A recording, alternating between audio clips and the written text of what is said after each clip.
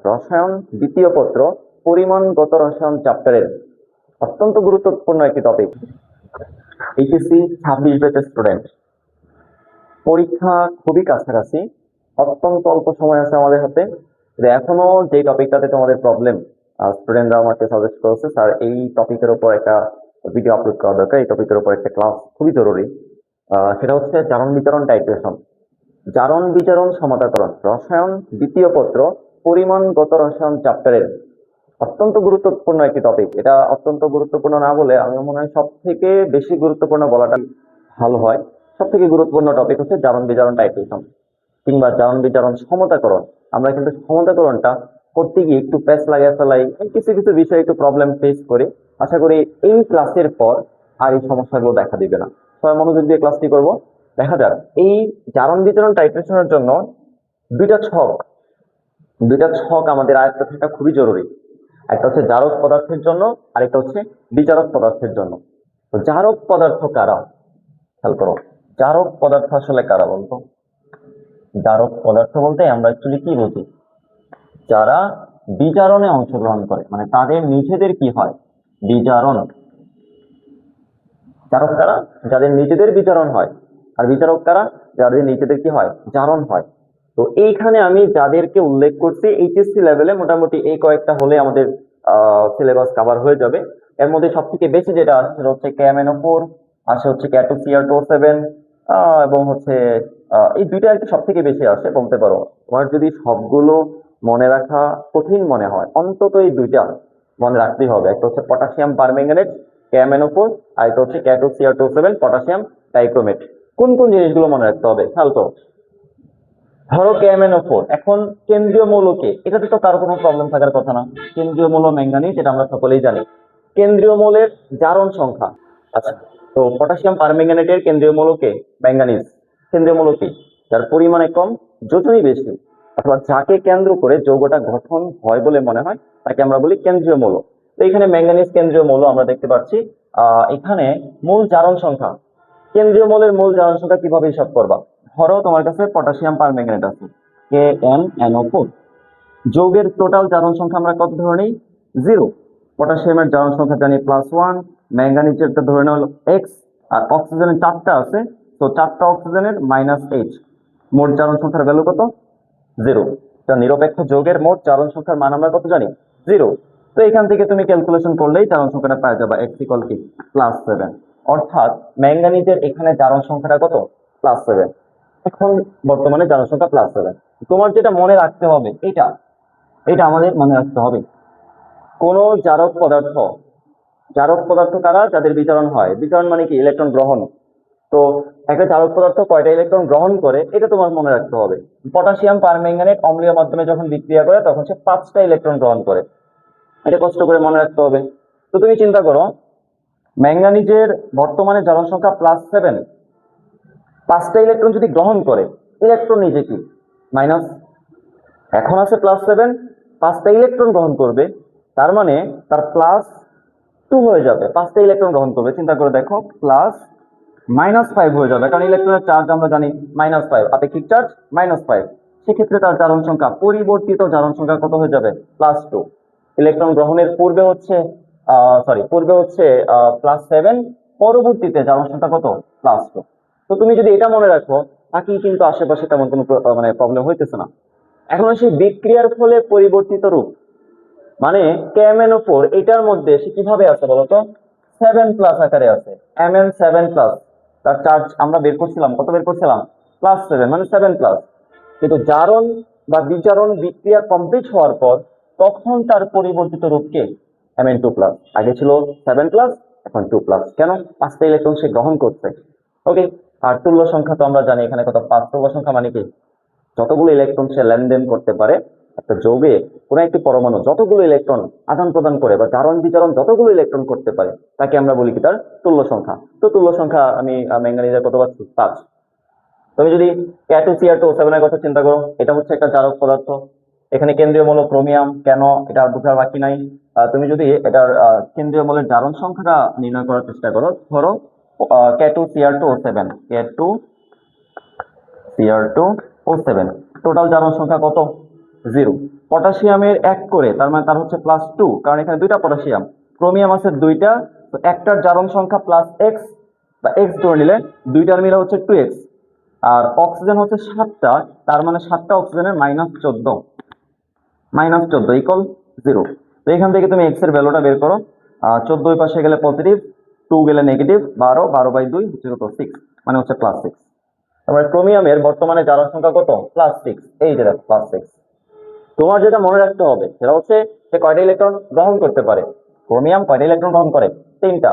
তো +6, তার আগের জারণ সংখ্যা +6, 3টা গ্রহণ করছে। গ্রহণ করার পর তার জারণ সংখ্যা কত হবে? ডেফিনেটলি +3। 3 কমে যাবে, কত? +3। আর পরিবর্তিত রূপ ক্রোমিয়াম 3+। আগে ছিল কি ক্রোমিয়াম 6+, এখন ক্রোমিয়াম 3+। বিক্রিয়ার পর। আর তুল্য সংখ্যা 6 কেন? এটা একটা কোশ্চেন। তুল্য সংখ্যা মানে কি? কোন একটি যৌগ কতগুলো ইলেকট্রন লেনদেন করতে পারে তাকে আমরা বলবো তুল্য সংখ্যা। বলো পটাশিয়াম ডাইক্রোমেটে ক্রোমিয়াম আছে কয়টা? 2টা। এখানে একটা ক্রোমিয়াম কয়টা ইলেকট্রন লেনদেন করে? 3টা।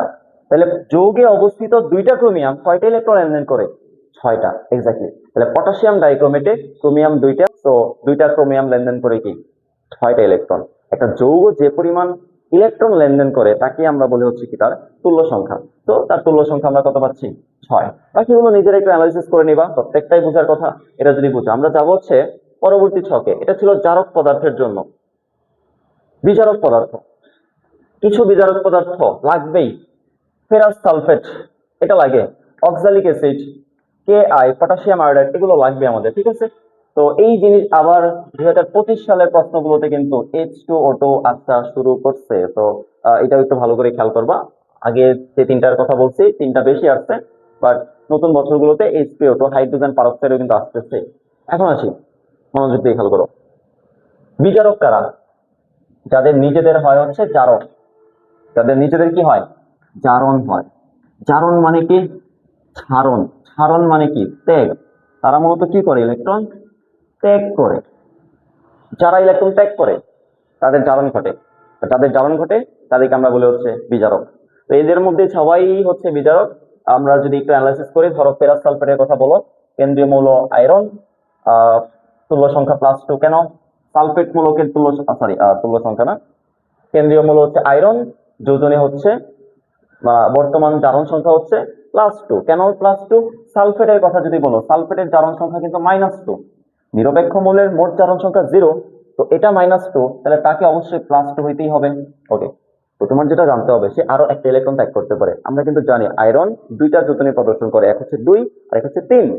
তো অলরেডি তার জারণ সংখ্যা +2, আরেকটা ইলেকট্রন ত্যাগ করলে তার জারণ সংখ্যা কত হবে? +3। পরিবর্তিত রূপ Fe3+, তুল্য সংখ্যা 1। তো এটা নিয়ে বলার কিছু নাই, আমরা অলরেডি বুঝে ফেলছি। ধরো তুমি এটার কথা চিন্তা করো, এটার নাম কি? Oxalic acid. মনে রাখতে হবে এটা হচ্ছে অক্সালিক অ্যাসিড। অনেক সময় নাম বলে দেয় অক্সালিক অ্যাসিড। ওকে, তো অক্সালিক অ্যাসিডের কেন্দ্রীয় পরমাণু কার্বন, যোজনী জারণ সংখ্যা পাচ্ছে হচ্ছে +3। কিভাবে বলো? হাইড্রোজেনের হচ্ছে +2, 2টা হাইড্রোজেন। অক্সিজেনের কত? -8, 4টা যেহেতু, প্লাস কার্বন এখানে 2টা, তো 2x। তাহলে রেজাল্ট কত হবে? 0। এখান থেকে x এর ভ্যালু বের করো। 8 ওই পাশে গেলে +2, ওই পাশে গেলে -2, তো ওই পাশে হচ্ছে +6, এই পাশে হচ্ছে 2x। তো x এর ভ্যালু আমি পাচ্ছি হচ্ছে কত? +3। তার মানে বর্তমানে তার জারণ সংখ্যা বা যোজনী আমি জারণ সংখ্যা পাচ্ছি +3। তোমার যেটা মনে রাখতে হবে, আর কয়টা ইলেকট্রন সে ত্যাগ করে? একটা। তো +3 থেকে আরো একটা যদি ত্যাগ করে, তার কত হয়ে যাবে? +4 হয়ে যাবে। আর তার পরিবর্তিত রূপটা মনে রাখতে হবে, কার্বন ডাই অক্সাইড, তুল্য সংখ্যা 2। তুল্য সংখ্যা 2 কেন? একটা কার্বন কয়টা ইলেকট্রন লেনদেন করে? একটা। কিন্তু অক্সালিক অ্যাসিডে কার্বন আছে কয়টা? 2টা। তো তার তুল্য সংখ্যা হচ্ছে কত? 2। 2টা মিলে 2টা লেনদেন করে। তো বাকিগুলো একটু দেখে নিবা। পটাশিয়াম আয়োডাইড আছে এখানে, কেন্দ্রীয় মৌল আয়োডিন, তারপর হচ্ছে -1, এগুলো একটু দেখে নিবো। পরিবর্তিত রূপ কি? আয়োডিন। তো খুব একটা কঠিন কিছু না, তো দেখে নিবা। এটা ছাড়া তুমি জারণ বিজারণ সমতা করতেই পারবে না। দুটা ছক তোমার মাস্ট লাগবেই। এখন আসি জারণ বিজারণ সমতাকরণের কিছু রুলস আছে। এই রুলস গুলা বইয়ে, গাইড, সাপ্লিমেন্ট, বিভিন্ন জায়গায় বিভিন্ন ভাবে লেখা আছে। আমি আমার মতো করে লিখে দিচ্ছি, তোমার যদি এটা পছন্দ হয় নিজে এভাবে পড়তে পারো, অথবা অন্য কোনো প্রসেস ফলো করতে পারো। আমার কাছে মনে হয় এটা ইজিয়েস্ট ওয়ে। তোমাকে আমি কিছু রুলস দেখাচ্ছি। তো ভিডিও থেকে স্ক্রিনশট নিয়ে তুমি এটা নিজের কাছে রেখে দিতে পারো, কিংবা খাতায় নোট করে ফেলতে পারো। মূল কথা হচ্ছে এগুলো লাগবে, এটা ছাড়া তুমি জারণ বিজারণ সমতা করতে পারবে না। স্টেপ ওয়ান, কিছু কাজ আমাদের আছে। স্টেপ ওয়ানে আমি কি বলছি দেখো, জারক বিজারক চিহ্নিত করি এবং যা অবশিষ্ট থাকবে তাই হচ্ছে মাধ্যম। ধরো আমি হচ্ছে একটা স্যাম্পল কি বলে বিক্রিয়া নেই, স্যাম্পল বিক্রিয়া হিসেবে আমি নিলাম হচ্ছে KMnO4 প্লাস মাধ্যম হিসেবে নিলাম H2SO4 প্লাস বিচারক হিসেবে এখানে আমি কি বিক্রিয়াটা দিচ্ছি সেটাই নেই, ধরো H2C2O4 অক্সালিক অ্যাসিড। তো তোমার প্রথম স্টেপে কি বলছে? প্রথম স্টেপে বলছে জারক বিচারক এবং মাধ্যম চিহ্নিত করি। এখানে জারক কে? KMnO4। বিচারক কে? H2C2O4। তাহলে এই ছাড়া যেটা আছে সেটাই কি? মাধ্যম। তার মানে এটা জারক, এটা বিচারক, এটা হচ্ছে কি? মাধ্যম। এখন প্রশ্ন ভাইয়া, কিভাবে বুঝবো কোনটা জারক কোনটা বিচারক? বলো তো কিভাবে বুঝবা? ওই যে পিছনে আমি ছক দেখায় আসছি, ছক আয়ত্তে থাকতে হবে। ছক ছাড়া অচল, কিন্তু তুমি ছক লাগবে। ওকে, তো স্টেপ ওয়ান আমাদের কমপ্লিট। স্টেপ টু তে আসো। জারকের তুল্য সংখ্যা বিচারকের পূর্বে এবং বিচারকের তুল্য সংখ্যা জারকের পূর্বে, মানে জারকের তুল্য সংখ্যা আমি বসাতে হবে বিচারকের পূর্বে। আমি বলো এখানে জারককে KMnO4, KMnO4 এর তুল্য সংখ্যা কত? চলো দেখে আসি। KMnO4 এর তুল্য সংখ্যা ছিল এই যে 5। তো তুমি 5 বসাবা কার আগে? H2C2O4 এটার আগে। ওকে, এখন বিচারকের তুল্য সংখ্যা জারকের পূর্বে, বিচারকের তুল্য সংখ্যা বিচারককে H2C2O4 মানে অক্সালিক অ্যাসিড, অক্সালিক অ্যাসিডের তুল্য সংখ্যা কত খুঁজো? এই যে দেখো 2। ওকে আছে, তো 2 বসাবো আমি কার পূর্বে? KMnO4 এর পূর্বে। ওকে, বসাইলাম। এরপর দেখো আমাদের স্টেপ টুটা কমপ্লিট। স্টেপ থ্রিতে কি বলছে? জারক ও বিচারকের ধাতব অংশের সাথে মাধ্যমের অধাতব অংশ যুক্ত করি। এটা হচ্ছে একটা স্টেটমেন্ট আপাতত। জারক বিজারকের ধাতব অংশ কি? বলো এখানে পটাশিয়াম ধাতব অংশ, ম্যাঙ্গানিজ ধাতব অংশ। এখানে কোনো ধাতব অংশ আমি দেখতে পারতেছি না। ধাতব অংশ কারা? সাধারণত যারা ধাতু রিলেটেড যে অংশগুলো তাদেরকে আমরা বলি কি? ধাতব অংশ। তাহলে এই পটাশিয়ামের সাথে মাধ্যমের অধাতব অংশকে যুক্ত করব। মাধ্যমে অধাতব অংশ কোনটা? Sulphate two minus. চিন্তা করে দেখো এখানে H কিন্তু প্লাস আকারে আছে আর সালফেট আছে কি আকারে? মাইনাস আকারে। সাধারণত ঋণাত্মক আয়নগুলোকে আমরা অধাতব অংশ বলে থাকি। তো পটাশিয়ামের সাথে সালফেটকে নিব, পটাশিয়াম সালফেট লিখলাম, কিন্তু হয়েছে না, ইচ্ছা মতো লেখা যাবে না, কিছু সিস্টেম আছে। সালফেটের যোজনী 2, তো 2 এখানে, পটাশিয়ামের যোজনী 1, 1 এখানে। আমরা কিন্তু যৌগ লেখার সিস্টেম জানি, যোজনী এক্সচেঞ্জ করে লিখতে হয়। ওকে, পটাশিয়ামের সাথে সালফেটকে লিখছি। আরেকটা ধাতব অংশ আছে ম্যাঙ্গানিজ, ম্যাঙ্গানিজের সাথে সালফেটকে লিখবো Mn সালফেট। এখন তোমার খেয়াল করতে হবে এই পাশে ম্যাঙ্গানিজের যোজনী, দেখো এই পাশে ম্যাঙ্গানিজের জারণ সংখ্যা, এটা হচ্ছে বিক্রিয়ক পার্ট। উৎপাদ পার্টে ম্যাঙ্গানিজের জারণ সংখ্যা কত হবে? দেখে আসি পরিবর্তিত রূপ।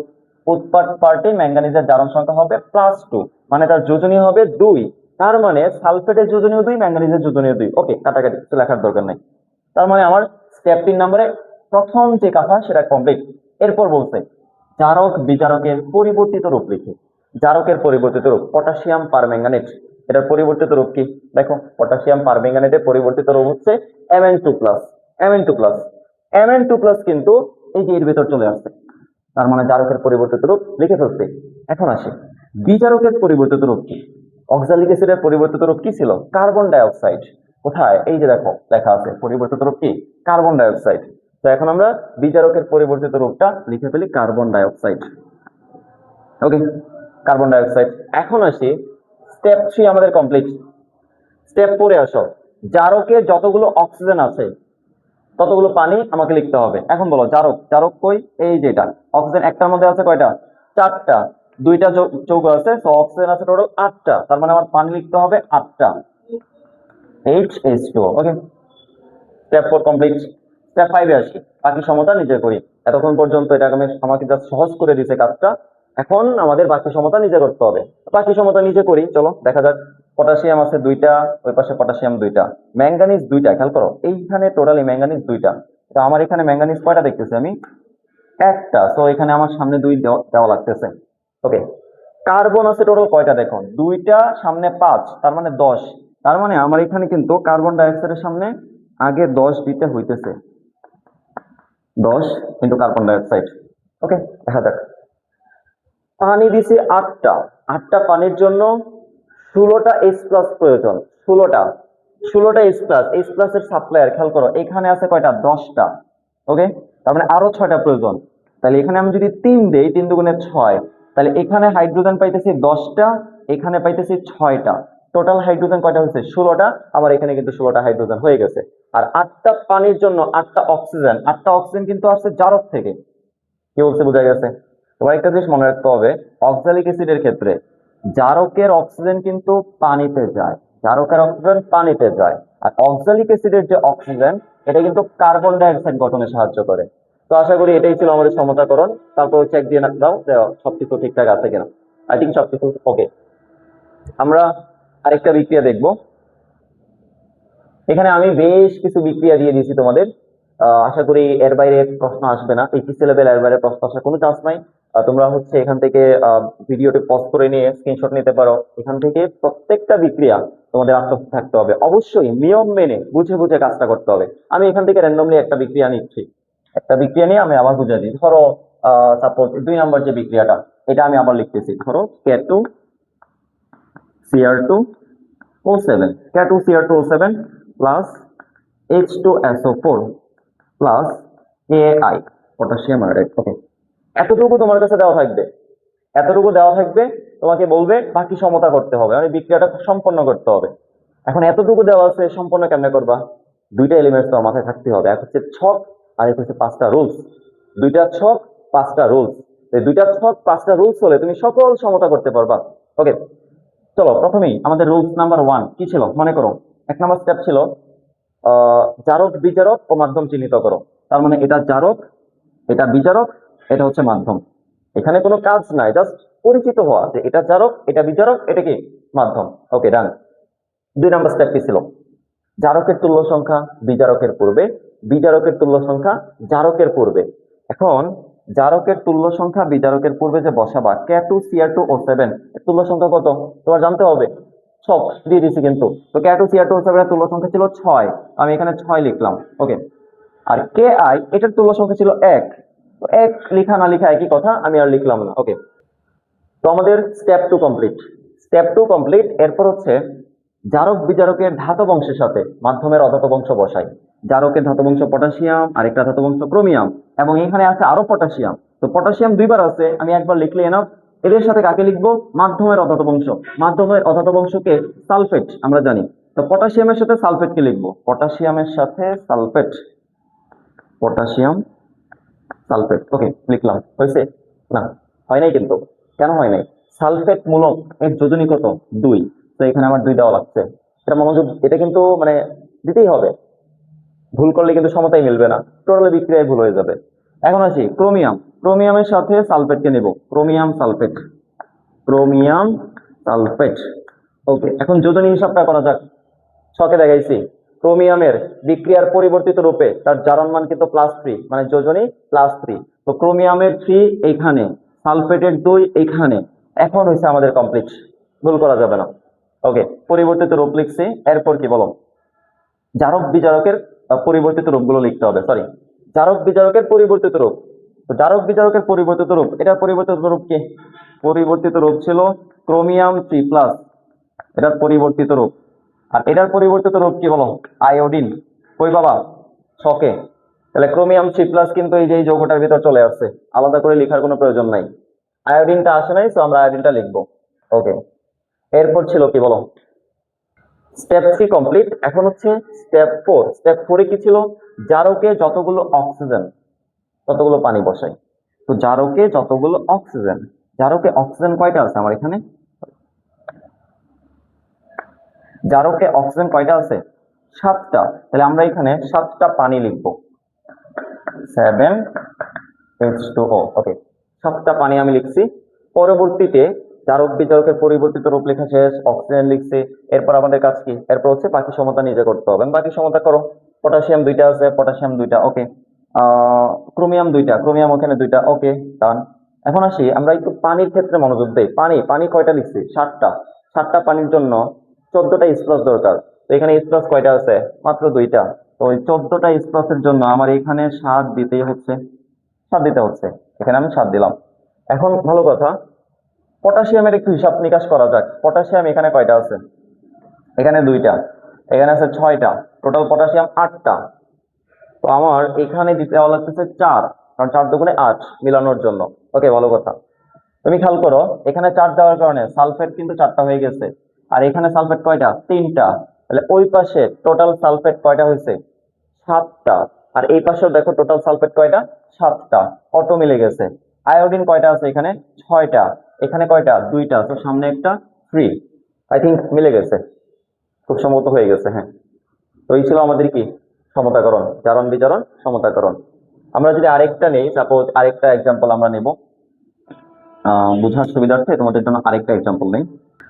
K2Cr2O7 plus H2SO4 plus ferrous sulphate. তো এটাকে তোমাকে সম্পন্ন করতে হবে, বিক্রিয়া বলবে জারণ বিজারণ সমতাকরণ। আবারও সেম কেস, আমরা চিহ্নিত করব জারক, বিজারক এবং মাধ্যম। 1 নাম্বার, এটা জারক, এটা বিজারক, তো এটা কি? মাধ্যম। জারকের তুল্য সংখ্যা বিজারকের পূর্বে। K2Cr2O7 এর তুল্য সংখ্যা কত? 6 বসাবো এইটার সামনে। ফেরাস সালফেটের তুল্য সংখ্যা 1, কিছুই লেখার দরকার নাই, 1 1 একই কথা। এরপর কি? জারকের এবং বিজারকের ধাতব অংশের সাথে মাধ্যমের অধাতব অংশ লিখি। মাধ্যমের অধাতব অংশকে এখানে সালফেট, তো পটাশিয়ামের সাথে সালফেটকে লেখা যাক। পটাশিয়ামের সাথে সালফেট, তো আমি লিখবো হচ্ছে পটাশিয়াম সালফেট। বুঝছো তো কেন লিখছি এইভাবে? ওকে, পটাশিয়ামের সাথে সালফেট লিখছি, ক্রোমিয়ামের সাথে সালফেট লিখছি, তো ক্রোমিয়াম সালফেট। আমি এখন আর বলবো না কেন 2 দিচ্ছি, কেন 3 দিচ্ছি, এগুলো এখন আর বলবো না, নিজে বুঝে নাও। প্লাস আগের যে লেকচারটা আছে ওটা দেখো। তারপর হচ্ছে ফেরাস সালফেট, আয়রনের এই পাশে আয়রনের যোজনী হবে 3, কেন সেটা ছকে লিখে দিচ্ছি। তো ফেরাস সালফেট, এটা 2, এটা হচ্ছে 3। ওকে, তারপর কি? জারক বিজারকের পরিবর্তিত রূপ লিখি। এই পটাশিয়াম ডাইক্রোমেটের পরিবর্তিত রূপ কি? ক্রোমিয়াম 3+। দেখো ক্রোমিয়াম 3+ কিন্তু এটার ভিতর চলে আসছে। ওকে, ফেরাস সালফেটের পরিবর্তিত রূপ কি? Fe3+। Fe3+ এটার ভিতর চলে আসছে, আলাদা করে লেখার প্রয়োজন নাই।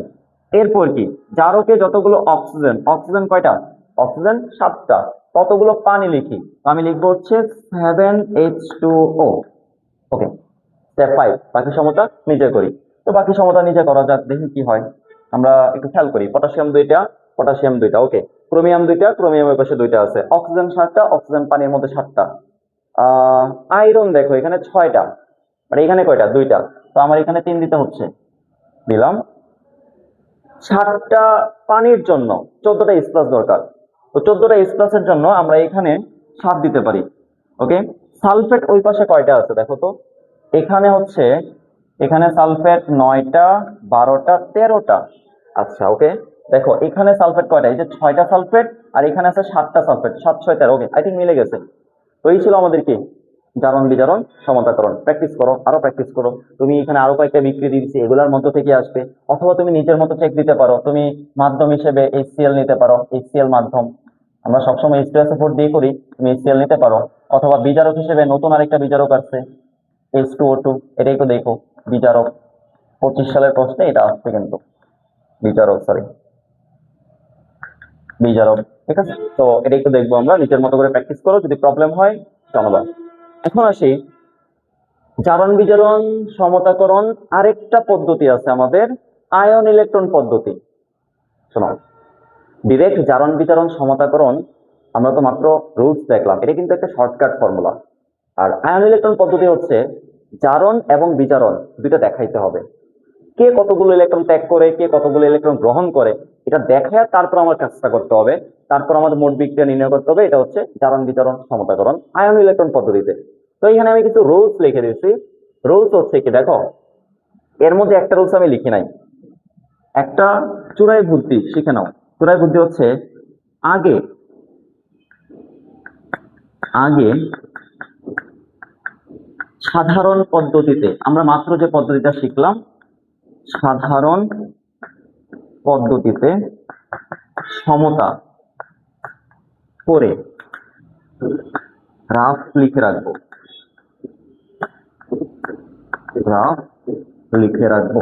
প্রসেসটা হচ্ছে, আমরা মাত্র যে আয়ন ইলেকট্রন পদ্ধতিতে সমতা করব, এটার জন্য যে বিক্রিয়াটা তোমার দেওয়া থাকবে, এই বিক্রিয়ার সাধারণ পদ্ধতিতে সমতা করে রাফ লিখে রাখবো, কোথাও একটা লিখে রাখবো। আর ধরো প্রশ্নের কোনো একটা সাইট অথবা তোমার পেজের যেখানে রাফ করবা সেখানে আগে লিখে রাখবা। কেন, এটা একটু পরে বলতেছি। এটা হচ্ছে আমাদের আপাতত একটা টার্গেট। শোনো, এরপর আমাদের কাজ কি? এরপর আমাদের কাজ হচ্ছে সম্পূর্ণ বিক্রিয়াটিকে দর্শকায়ন বাদ দিয়ে লিখতে হবে। আমরা যে ম্যাথটা সলভ করব সেই যে বিক্রিয়াটা লিখবো সেই বিক্রিয়া থেকে সম্পূর্ণ দর্শকায়ন গুলোকে আমাকে বাদ দিতে হবে। এখন দর্শকায়ন কারা বলো? দর্শকায়ন কারা? দর্শক আয়ন লিখো, বিক্রিয়ায় যাদের জারণ সংখ্যার পরিবর্তন হয় না, জারণ সংখ্যার পরিবর্তন হয় না, বিক্রিয়া যাদের জারণ সংখ্যার কোনো পরিবর্তন হয় না তাদেরকে সাধারণত আমরা দর্শকায়ন বলি। ঠিক আছে, এটা হচ্ছে কি দর্শকায়ন। তো আমাদের জারণ বিচরণ সমতাকরণে সাধারণত দর্শকায়ন কারা হয় আমি একটু পরে দেখাইতেছি। একটু মাথায় রাখো, দর্শকায়ন কারা ইংলিশে তাকে বলে স্পেকটেটর। স্পেকটেটর মানে এরা শুধু দেখে, বা অডিয়েন্স বলি না আমরা, দর্শক কারা যারা শুধুমাত্র দেখে, তারা কিন্তু আসলে মূল খেলায় অংশগ্রহণ করে না, তারা শুধু দেখে যায়, তাদেরকে আমরা বলছি কি দর্শকায়ন। ওকে, এখন দেখো এখানে কিছু রুলস আমি লিখে দিচ্ছি, তোমরা অবশ্যই ভিডিওটা স্ক্রিনশট নিয়ে রুলস গুলো নিজে নোট ডাউন করবা। এই রুলস গুলো ছাড়া কিন্তু কঠিন হয়ে যাবে।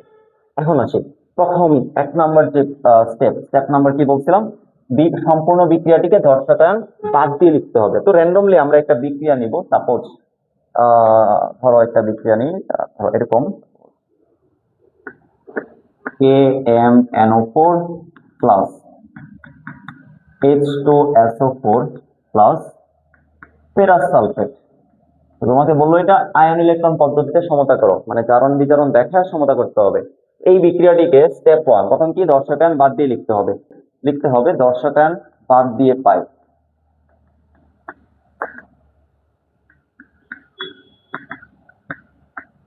দর্শকায়ন বাদ দিয়ে যদি আমি লিখি, বলো এখানে দর্শকায়নকে তোমার জানতে হবে পটাশিয়াম প্লাস, এটার আয়ন এখানে 400 প্লাস। আমরা কিন্তু দেখে আসছি বিক্রিয়ার ওই পাশেও, মানে বিক্রিয়া কমপ্লিট হওয়ার পরেও তার জারণ সংখ্যা কিন্তু +1ই থাকে। এখানে তার জারণ সংখ্যা +1, ওইখানে +1 থেকে, তার মানে পটাশিয়াম দর্শকায়ন। তো MnO4 মাইনাস থাকবে, পটাশিয়াম প্লাস চলে গেছে, থাকবে কি MnO4 মাইনাস। আচ্ছা, H2SO4 এর মধ্যে কারোরই জারণ সংখ্যা পরিবর্তন হয় না, কিন্তু তারপরে আমরা হাইড্রোজেনকে রাখবো, সালফেটকে দর্শকায়ন বিবেচনা করে সরাই দিব। এটা একটা স্পেসিফিক কারণ আছে, একটু পরে বলছি। ফেরাস সালফেট, এখানে দর্শকায়ন কে সালফেট, তো এখানে থাকা যাবে কে আয়রন, তো আমরা আয়রন 2+। তো এটা হচ্ছে দর্শকায়ন বাদ দিয়ে, মানে যাদের অ্যাকচুয়ালি বিক্রিয়াতে কোনো কন্ট্রিবিউশন নাই। দর্শকায়ন কারা? যাদের বিক্রিয়াতে কন্ট্রিবিউশন নাই, তাদেরকে আমি বাদ দিয়ে দিচ্ছি আপাতত, বাদ, পরে আবার ফিরে আনবো। ওকে, এরপর আমাদের কাজ কি, রুলসটা দেখো। জারণ অর্ধবিক্রিয়ায় বিজারক ও তার পরিবর্তিত রূপ লিখি এবং প্রয়োজনীয় সংখ্যক ইলেকট্রন বাদ দেই। আচ্ছা, এখন আমরা লিখবো হচ্ছে জারণ অর্ধবিক্রিয়া। বুঝছো ব্যাপারটা? জারণ অর্ধবিক্রিয়া, জারণ অর্ধবিক্রিয়ায় কি অংশগ্রহণ করে? বিজারক। এখানে বিজারক কে বলতো? Fe2+। Fe2+, তার পরিবর্তিত রূপ কি Fe3+। মানে সে বিক্রিয়া করার পর সে কিসে পরিণত হবে? Fe3+। এখন তোমরা বলো Fe2+ Fe3+ এ কিভাবে পরিণত হয়? অবশ্যই একটা ইলেকট্রন ত্যাগ করে, মাইনাস ইলেকট্রন। ওকে, এরপর হচ্ছে বিজারণ অর্ধবিক্রিয়া। বিজারণ অর্ধবিক্রিয়ায় কে অংশগ্রহণ করবে? যে জারক। তো এখানে জারককে MnO4 মাইনাস, MnO4 মাইনাস কি কিসে পরিণত হয়? Mn2+ এ পরিণত হয়। এখন আসি এখানে আরেকটা রুল, আমি স্টেপে লিখে দিছি, তুমি চাইলে স্টেপগুলো পরে দেখে নিও। রুলসটা হচ্ছে জারকের যতগুলো অক্সিজেন এই পাশে তোমার ততগুলো পানি লিখতে হবে। তাহলে 4টা লিখবো হচ্ছে পানি। ওকে, 4টা পানি লিখছি কারণ এখানে 4টা অক্সিজেন আছে। এখন তুমি পানি লিখছো, ওকে ভালো কথা, বাট পানির জন্য যে প্রয়োজনীয় হাইড্রোজেন এটা কই থেকে আসছে? এটা আমার প্রোভাইড করতে হবে। তো 4টা পানির জন্য 8টা H+ তোমার এখানে দিতে হবে। ওকে, ভালো কথা। এখন খেয়াল করো, আমার কিন্তু আয়নের সমতা মিলে গেছে। Mn একটা, অক্সিজেন 4টা, অক্সিজেন এখানে 4টা, হাইড্রোজেন 8টা, হাইড্রোজেন 8টা। আয়নের সমতা মিলে গেছে, কিন্তু চার্জের সমতা এখনো বাকি আছে। কেন বাকি আছে? খেয়াল করো, আমার এই পাশে টোটাল চার্জ কত বলতো? এই পাশে টোটাল চার্জ হচ্ছে +7। কিভাবে +7? দেখো 8টা H+, 8, একটা মাইনাস, তার মানে কি +8 - 1। এই পাশে টোটাল চার্জ কত? +7। এই পাশে টোটাল চার্জ কত বলতো, +2, এই পাশে +7, এই পাশে +2, ব্যবধান কত, 5। তার মানে 5টা ইলেকট্রন লেনদেন করতে হবে। প্রক্রিয়াটা যেহেতু বিজারণ, তার মানে সে ডেফিনেটলি গ্রহণ করবে, তার মানে এখানে দিতে হবে 5 ইলেকট্রন। এই ছিল আমাদের বিজারণ অর্ধবিক্রিয়া। বিজারণ অর্ধবিক্রিয়া। এখন এখানে ছোট একটা কাজ আছে। তুমি গ্রহণ করাইছো 5টা ইলেকট্রন, জারণে ত্যাগ করাইছো একটা ইলেকট্রন, হইলো ব্যাপারটা? না, ত্যাগ এবং গ্রহণ সমান দেখাইতে হবে। তার মানে একটা Fe2+ একটা ইলেকট্রন ত্যাগ করে Fe3+ এ পরিণত হয়, তাহলে 5টা Fe2+ 5টা ইলেকট্রন ত্যাগ করে 5টা Fe3+ এ পরিণত হবে। এই কাজটা আমাদের করে দেখাইতে হবে। তো এই ছিল আমাদের জারণ বিজারণ বিক্রিয়া। এখন আমরা লিখবো কি, মোট বিক্রিয়া। দেখো, মোট বিক্রিয়া, মোট বিক্রিয়া। তো মোট বিক্রিয়া করো, এখানে কি আছে বলো, MnO4 মাইনাস প্লাস হচ্ছে 5টা Fe2+ প্লাস হচ্ছে 8টা H প্লাস আর 5 ইলেকট্রন কাটা প্লাসে মাইনাসে।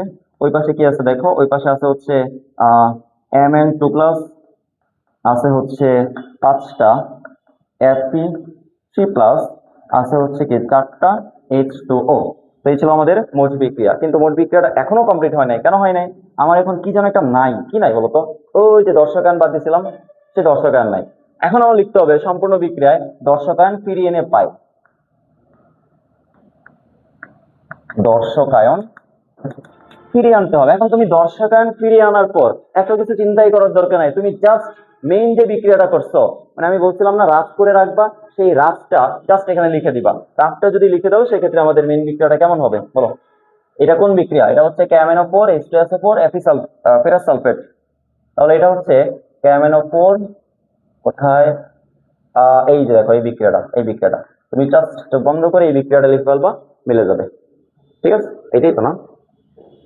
হ্যাঁ, এটাই। তো এই ছিল কি আমাদের জারণ বিজারণ এবং আয়ন ইলেকট্রন পদ্ধতিতে সমতাকরণ। বুঝতে আশা করি অসুবিধা নাই, বাট যদি অসুবিধা থাকে আবার ভিডিওটা ভালো করে দেখো, শুরু থেকে আগে কনসেপ্টটা ক্লিয়ার করো, জারককে বিজারককে রুলস গুলো আত্মস্থ করতে হবে, তারপর আমাদের বাকি প্র্যাকটিস। আর এখানে যে বিক্রিয়াগুলো আমি দিচ্ছি এগুলোই প্র্যাকটিস করবা, আশা করি এর মধ্য থেকেই হয়ে যাবে। Thank you.